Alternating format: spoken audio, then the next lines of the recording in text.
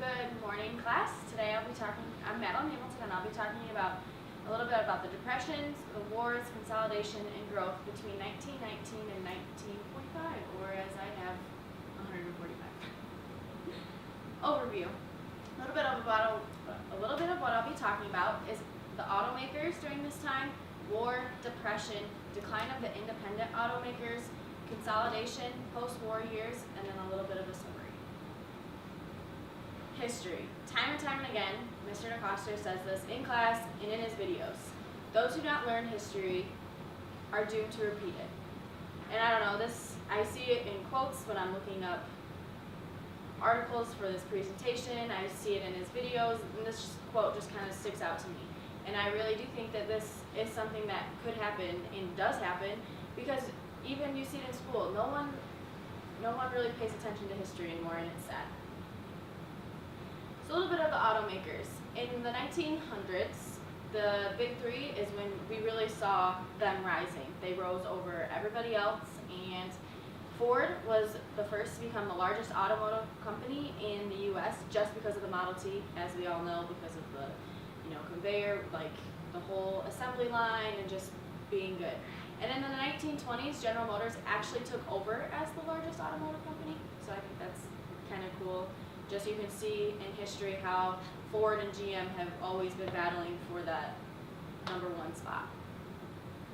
A little bit about the war.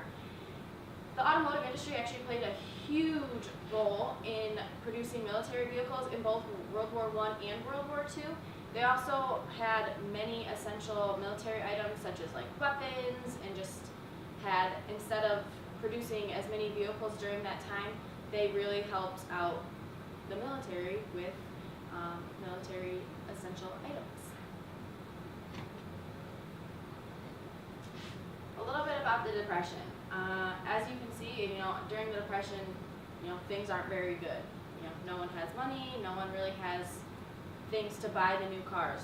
Cars stopped being produced as much. There wasn't money to do it. So during the Depression, cars had been nursed through the Depression. They were patched up. They were being ready to be junked. And then at the end of the war, post-war, that's when cars really started to be picked up.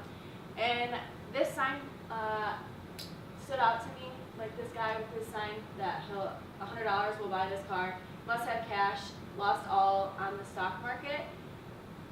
Not the whole stock market thing that stuck out to me. It was kind of the whole being a college student stuck out to me.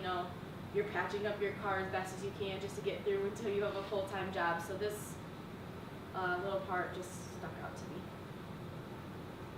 More about the Depression. Most of the independent companies were wiped out during this time. They really just couldn't keep up with the bigger companies.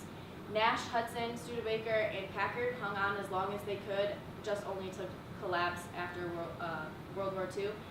And this is just the fabulous Hudson Hornet. I don't know, I just love this car. I think it's part of my love for the movie cars, and every time I see a Hudson Hornet, I just think of that movie. Decline of the independent automakers. The big three, like I was saying, had way more advantages compared to all the other independent vehicles. They had the financial strength, which gave them a huge edge in marketing, production, and even technological things. And you see that today. You can see whether it's an independent repair shop or a dealership. Sometimes the dealerships will and eventually do wipe out the independent repair shops because they have that backup and support from the corporation, and they have that financial strength. Consolidation. I found this interesting because Durant was actually interested in acquiring Ford during this time, but Henry Ford he wanted to stay independent. And so in my mind, when I saw this, I was like, okay, what would have happened if General Motors and Ford, the two big automakers, what if they would have consolidated? What if they would have became one? What would have happened? Packard and Studebaker merged in 1954, but ended up being ceased after 1966. And this is what I was mentioning.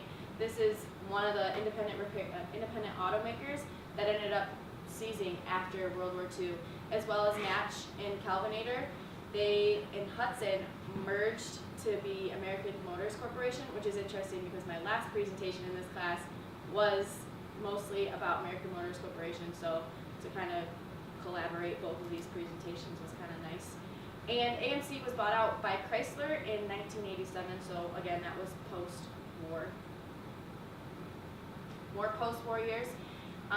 Like Chris was saying, you know, they wanted, in his presentation, people wanted long cars and big, low cars. So that's what happened. Cars grew in overall size and the engine size as well. GM had they created the V8. That's a huge thing. New cars were now longer, lower, and wider, and that was just the trend at this time. So a little bit of a summary. I talked to you about the automakers, war, depression, decline of the independent automakers, consolidation, like who merged with who, and what would have happened if Ford and GM, if Durant did acquire Ford. Some post-war years and a summary. Now I have a question for you. Do you think the U.S. will ever learn from the past, or will history keep repeating itself? Thank you.